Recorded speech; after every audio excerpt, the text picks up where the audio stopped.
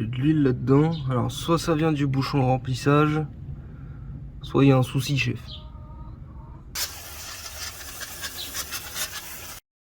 Ouais, donc en fait là, dans le moteur, on voit plein d'huile, vous inquiétez pas, c'est hier quand j'ai mis du dégraissant frein partout. Comment qu'on fait?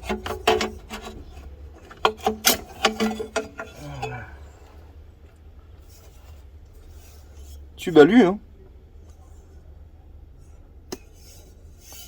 On va essayer de le custom, on va voir ce qu'on fait.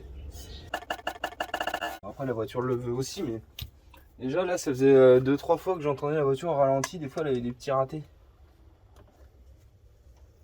Elle pétait net, hein. Pétait pile là quoi. Et juste en tirant, hein. Normalement, elle n'aurait pas dû. Bah normalement elle aurait pas dû, non. À mon avis, elle était déjà en train de péter. Normalement, elle aurait dû rester bloquée dans celui-là, déjà. Bah ouais. Elle aurait dû rester bloquée là-dedans. Tu vois, j'ai eu de la chance. Bon, revenons à nos moutons. Hier, j'ai démonté les bougies et il y en a une qui a pété en fait. Je vais vous montrer. Tac. Voilà. Elle a pété en deux. Mais j'ai un doute si c'est pas des bougies d'origine parce que c'est marqué Volvo dessus. J'ai pas trop de références. Alors ça a été une bonne galère à les trouver. Et on va mettre de l'iridium. Là on va mettre un green. Je sais pas si ça va faire grand chose. Et donc du coup j'avais une bougie qui a pété. Et moi la voiture faut que je la déplace et que je la mette là. Et bah, sur 4 cylindres je suis pas sûr que ça tourne. Tout simplement. Donc j'ai trouvé dans la caverne Alibaba. Ah, on va éviter de toucher à tout parce que tout est rangé. J'avais une 106 avant et j'ai vendu la 106, mais j'avais tout de quoi refaire la 106. On s'en fout. Et donc du coup en fait j'ai trouvé des bougies et bah en fait ça fit. C'est les mêmes. On dirait que c'est les mêmes bougies.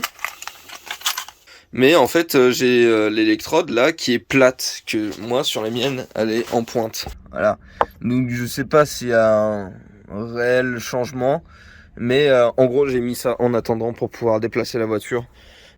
Et après j'ai trouvé ce qu'on allait faire sur la pipe d'admis. Là je vais mettre une bande thermique en or pour gagner des chevaux. Donc avec tout ça, j'ai de quoi refaire toute la suspension. Parce que en fait, voilà, là j'ai une butée qui est tombée, j'ai les soufflets qui sont flingués, donc j'ai ça à changer et je me rends compte que à mon avis, ça c'est pas bon. On verra, on essaie de trouver une bidouille ou sinon on n'en mettra pas, ça sert à rien. Voilà, mais avant tout ça, j'ai un souci.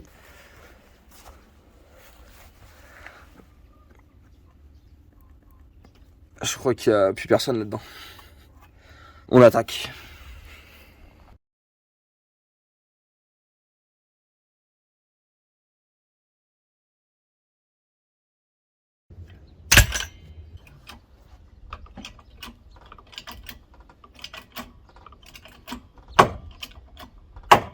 Quand ça craque, c'est que ça travaille.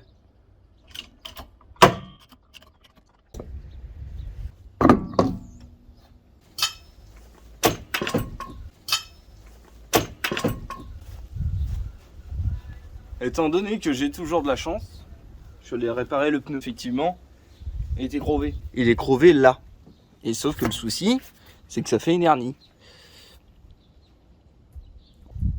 Parce que le pneu il est neuf. Mais on va le remonter quand même.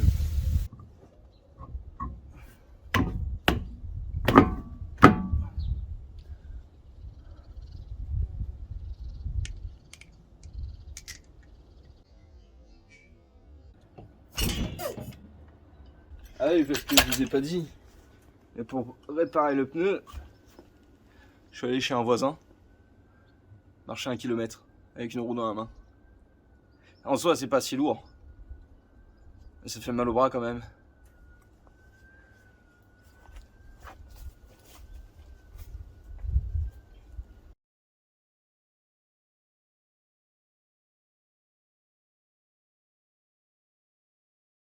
Bon, aujourd'hui on n'est pas sur un barbecue, comme vous l'avez compris dans le sujet de la vidéo. Aujourd'hui on va refaire un peu la suspension de ma brique. Biellette de bar stabilisatrice. Donc j'ai ça à changer. Je vais vous montrer. J'ai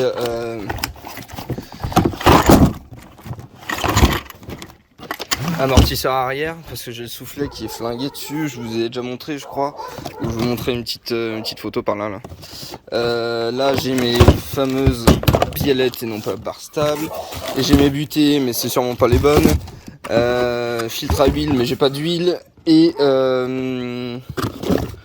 support de ça pour ça. Donc j'ai tout ça à faire. Je viens de passer 1 heure à lever la voiture parce qu'en fait ils ont chez Volvo, en tout cas sur celle-ci, je sais pas pour les autres, ils ont un système qui est assez bien. Ils ont un crochet là, au moins tu sais où tu mets ton cric, et le cric qui est fourni avec l'automobile monte quand même pas assez haut la voiture, et t'as juste un côté, je vais vous montrer, voilà, t'as juste un côté là, et du coup ça lève toute la voiture. Donc tu le mets là, les 2 roues se lèvent, voilà.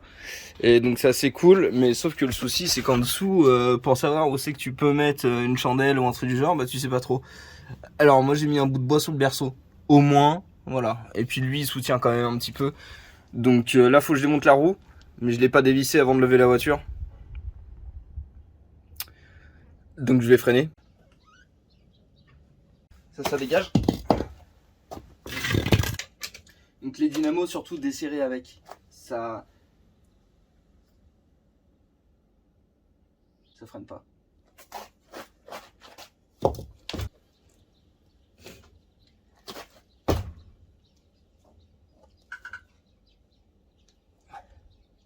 Je suis pas sûr que ça soit marqué dans les livres d'école qu'il faut faire ça pour dévisser nos roues.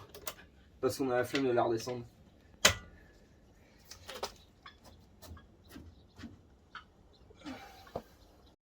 Je vais la redescendre. Bon voilà, j'ai desserré la roue. Entre deux, je me suis trompé de douille. C'est du 19, j'ai essayé de desserrer en 21. C'est passé 15 minutes pour que j'ai réussi à sortir la douille anti-vol. Maintenant on peut remonter.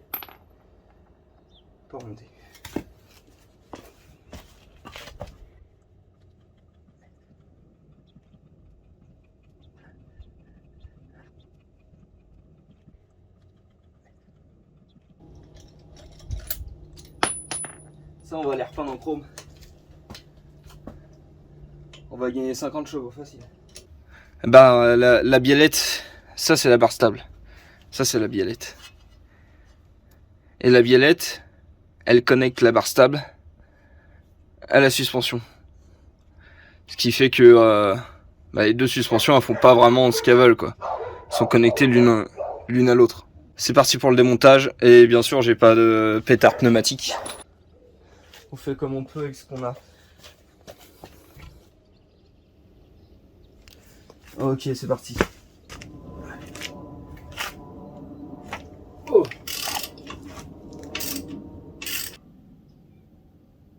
J'ai comme l'impression que ça va me péter la gueule cette histoire. Parce qu'en fait là je suis en train de dévisser et j'ai la biellette qui monte de plus en plus.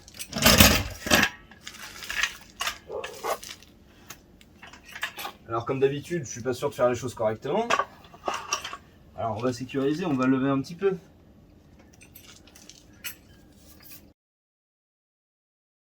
Bon, petit topo sur la situation, je suis en train d'essayer de démonter ma biellette de barre stable, sauf que comme j'ai dit juste avant, les suspensions sont connectées entre elles, donc forcément, si je les fais un côté, l'autre côté va forcer, et la barre stabilisatrice, elle va forcer sur une suspension ou l'autre.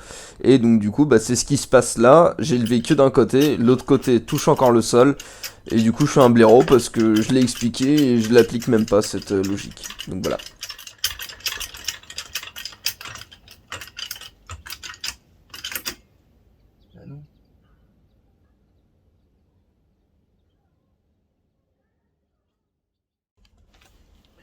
Bon, j'ai levé l'autre côté, j'ai dévissé la roue. J'ai levé en dessous le triangle. Je sais pas s'il faut le faire. Et la barre stabilisatrice m'a laissé mes 2 biellettes tranquilles. Et c'est même pas ce côté-là qui fait du bruit, c'est l'autre côté. Mais j'ai changé les deux, enfin j'ai commandé les deux. Changer, je sais pas. Ok, donc on continue.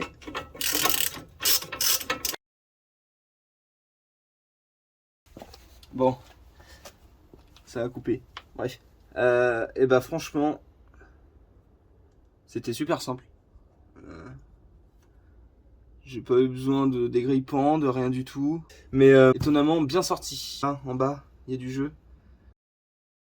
On va reprendre. Après avoir mangé purée knacky, je suis motivé. Les nouvelles biellettes. On compare. C'est les mêmes.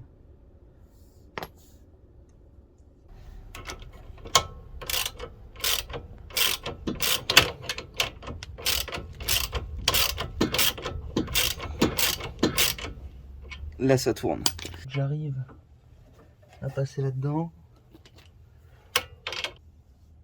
J'ai craqué mon soufflet. Putain. Pour savoir si c'est bien serré, vous utilisez une clé trop grande. Dès que ça rip, c'est que c'est serré. Passe à de l'autre côté maintenant. Bon, forage téléphone, pareil, il a pris trop de température, enfin bref. La deuxième elle est sortie comme papa dans... Elle est sortie, elle est bien sortie. Pareil, les rotules sont assez faciles à bouger. J'espère que le bruit de claquement à l'avant, c'était lié à ça. C'était surtout ce côté-là. Alors, j'espère que c'est ça. Allez, on met la nouvelle maintenant. Bon, cette fois-ci, on va la mettre. Et on va éviter de péter le soufflet. On se revoit après. Je vous reprends si j'ai une merde. Bah écoutez, c'est bon. On peut remettre la roue. Pour le devant, c'est fini. À l'arrière, j'ai amortisseur. Butée d'amortisseur. Là, ça va être un peu plus chiant, je pense, derrière. Je sais pas faire, j'ai pas regardé sur internet. Donc on verra bien quel boulon correspond à quoi. Et puis ça y est, j'ai remis la roue, je l'ai pas serré, On verra si j'oublie.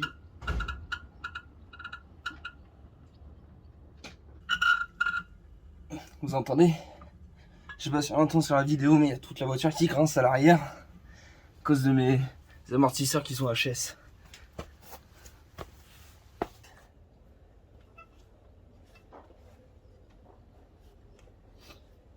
Si vous voulez des chandelles, coûtent pas trop cher, au lieu d'acheter du Facom, du Expert. Alors en Merlin, vous pouvez trouver du hêtre massif. Ça marche bien. Puis même pas de traces de un coup de ponçage et puis vous pouvez le mettre chez vous.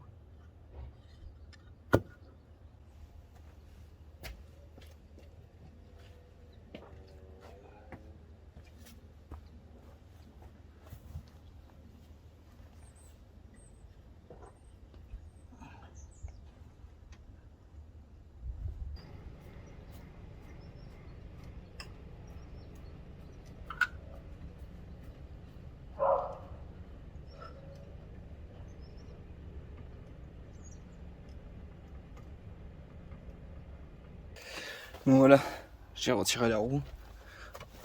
Elle est calée la voiture, donc faut que j'enlève la butée et le ressort, l'amortisseur. Le ressort normalement je suis pas censé l'enlever. Mais là je sais pas comment la butée elle est mise. Du coup on va déjà démonter l'amortisseur. Et normalement ça se passe là-bas, en toute logique. Mais j'en sais rien. Alors tout ça, je m'apprêtais à faire de la merde. Parce que là j'ai 2,10. Et là c'est les rivets. Et j'ai pas de pince à rivets, j'ai pas de rivets. Donc je me suis dit, tiens ça monte et tout, je vais regarder quand même. Là. Ah putain, voiture trop basse. Tada. Donc faut que je dégarnisse ça. Et puis let's go.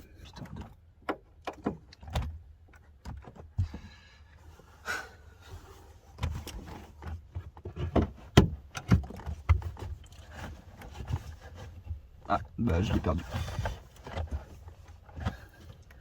Faut que je démonte ça. Sinon je plie juste là. Ouais. Je vais faire ça. J'ai toujours pas de clé à pipe.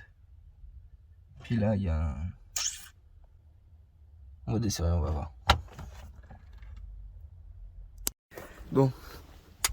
Là j'ai réussi à le dévisser très très simplement. Là aussi. Très très simplement. Mais là, ce qu'il y a, c'est que j'ai pas assez de, comment dire, de jeu pour pouvoir le sortir lui. Donc du coup, faut que je démonte de l'autre côté.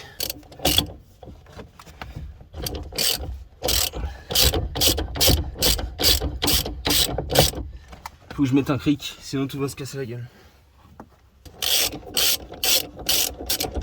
Je pense qu'il faut que je démonte la deuxième roue.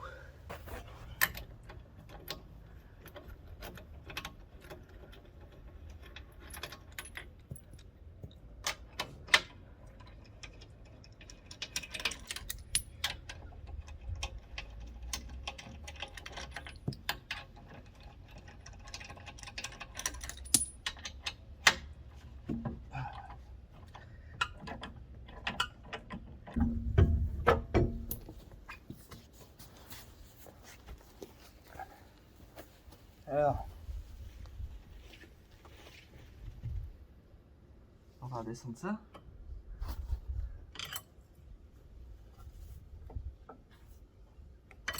Niveau stabilité, c'est pas fou.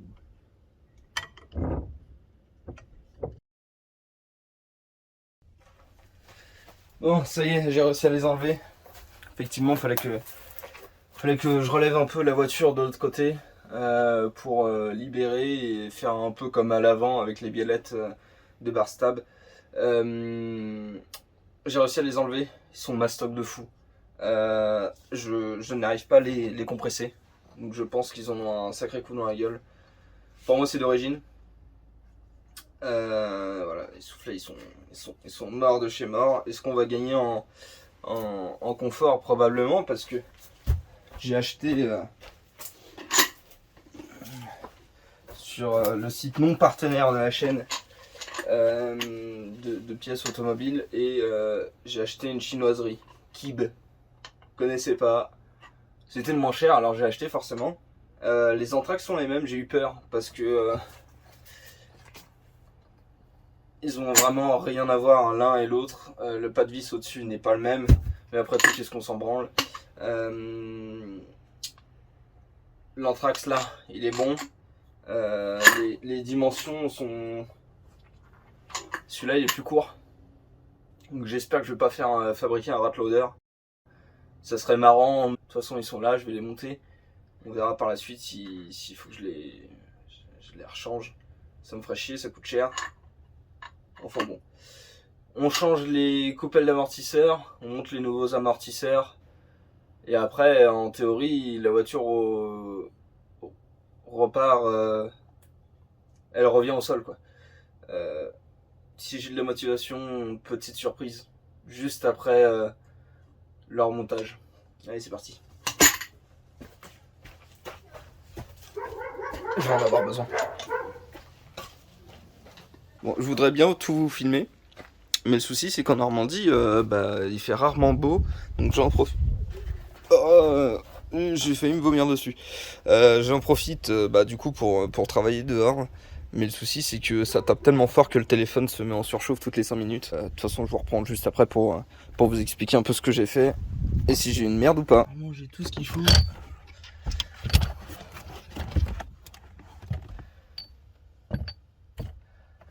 J'ai pas le bon embout. J'en ai pris plein. Comme ça, et ben j'y retourne pas. C'est pas ça. C'était... C'est même pas du 13. C'est du 12. Putain. Revenons à nos moutons. Donc c'est bon. Ils sont mis. Celui-là, je l'ai pas serré. L'autre, je l'ai serré. Et en fait, j'avais vissé celui-là. Celui-là, je l'avais vissé et serré. Et je me suis rendu compte.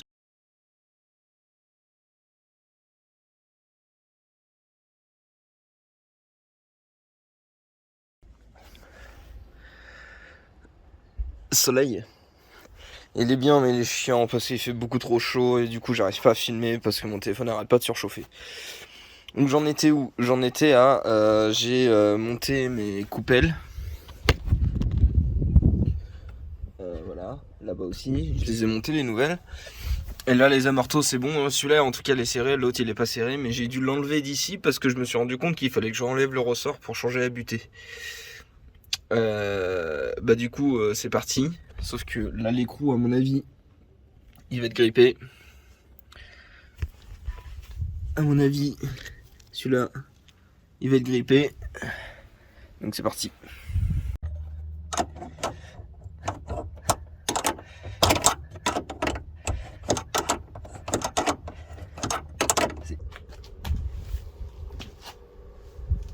Bon,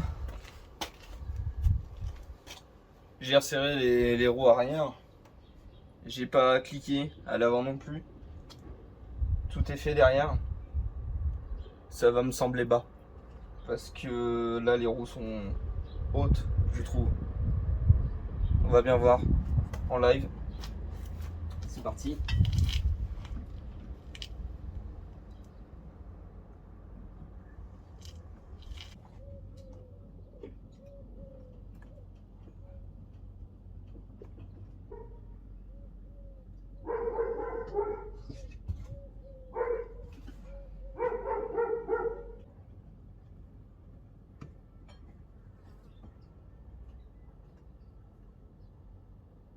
Bonne.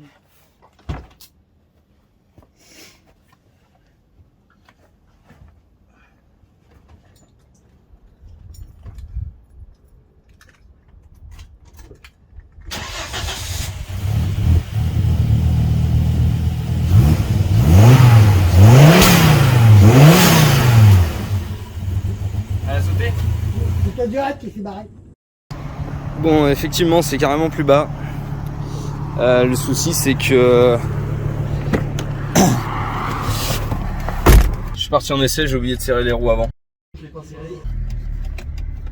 Du coup, faut que je fasse gaffe.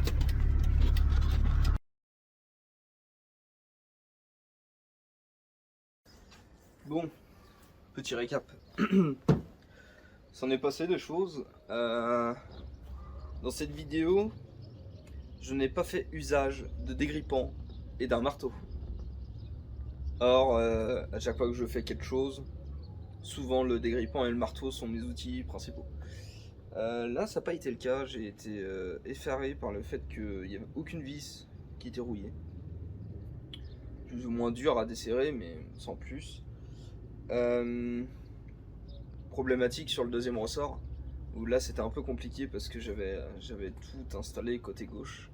Mais côté droit, du coup, j'avais rien installé, donc tout était serré. Et du coup, la barre anti-roulis à l'arrière, je l'ai forcée pour pouvoir mettre le ressort. Ça étant dit et étant fait, ce n'est plus quelque chose à revenir dessus. J'ai fait un essai parce qu'en fait, je sais pas si on le voit, mais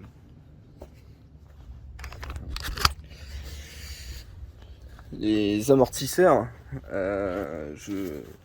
j'avais dit qu'ils paraissaient un peu bas et que j'allais pas me retrouver avec un rat loader. Au final, c'est un peu ce qui se passe. La voiture est beaucoup plus basse que ce qu'elle était. Après, ça fait joli. Je pense que ça va rester comme ça. Ça fera un côté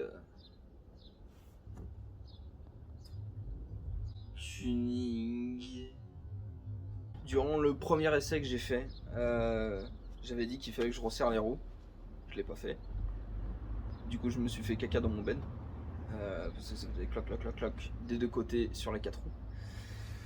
Donc je suis revenu, j'ai tout resserré.